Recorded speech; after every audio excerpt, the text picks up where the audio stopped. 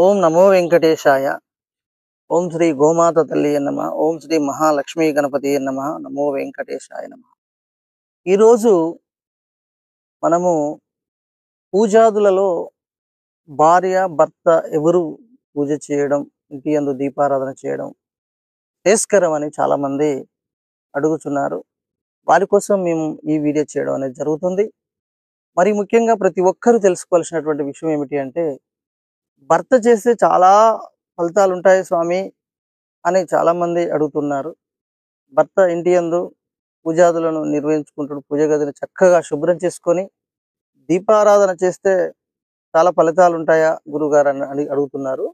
లేదా భార్య పూజ గదులను చక్కగా శుభ్రం చేసుకొని దీపారాధన చేస్తే చాలా ఎక్కువ ఫలితాలు ఉంటాయా గురుగారు అని అడుగుతున్నటువంటి వాళ్ళలో వీరిద్దరికి వచ్చేటువంటి సమస్యల విధానాన్ని ఈరోజు మనం ఈ వీడియోలో చక్కగా తెలుసుకోవడానికి మనం ప్రయత్నం చేద్దాం.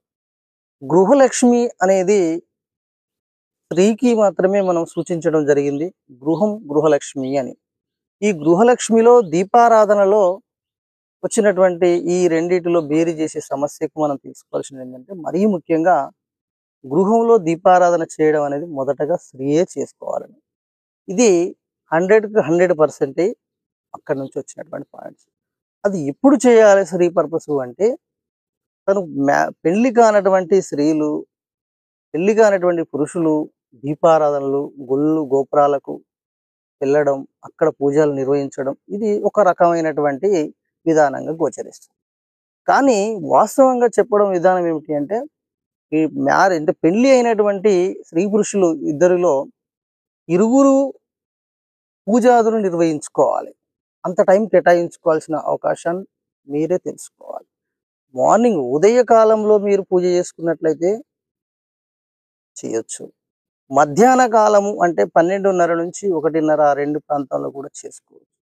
లేదా 6 తర్వాత కూడా పూజ నిర్వహించుకోవచ్చు. అందుకే ప్రాతకాలే, మధ్యాహ్నే, సంధ్యా సాయంత్రకాల ఈ 3 కాలాలలో పూజ నిర్వహించుకోవచ్చు.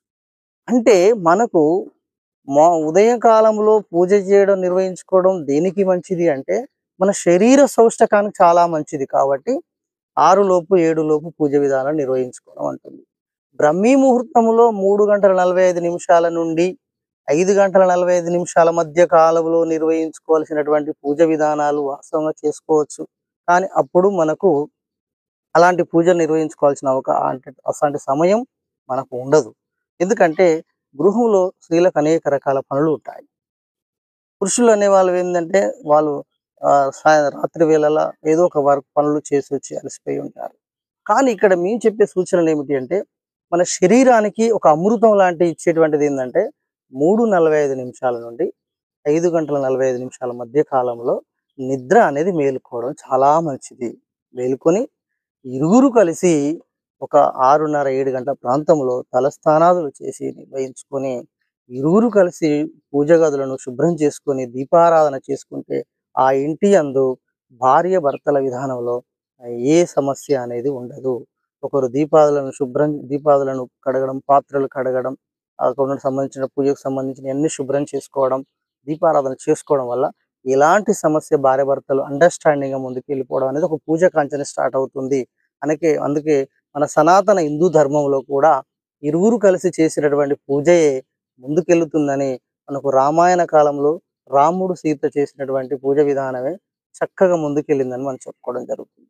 కావున ఒక స్త్రీయే చేయాలా, ఒక పురుషుడే చేయాలా అనే వాళ్ళకి మాత్రం ఇది నేను చెప్పేటువంటిది ఏమిటి అంటే, ఇద్దరు కలిసి చేయాలి.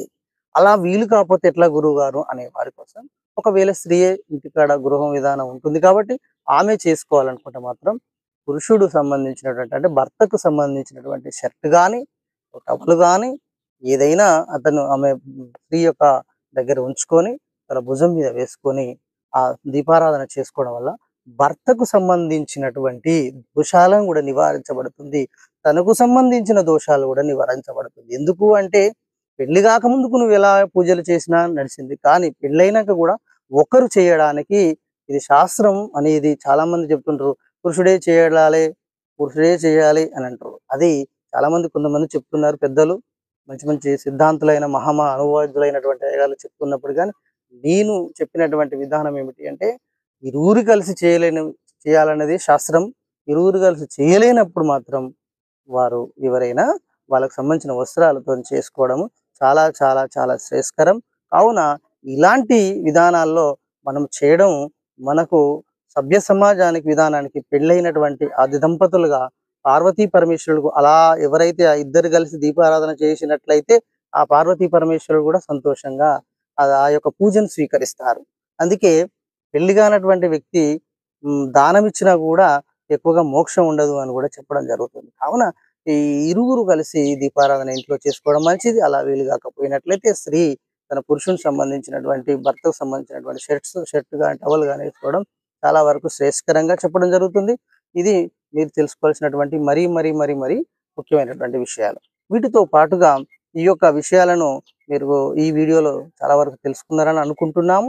మరి ముందుగా ఈ యొక్క వీడియో పైన ఎవరికైనా ఏమైనా సందేహాలుంటే ఇక్కడ కనపడుతున్నటువంటి నెంబర్‌కు కింద కనబడుతున్న నెంబర్‌కు ఫోన్ చేసి మీ సందేహాలను మీరు తెలుసుకోవచ్చు.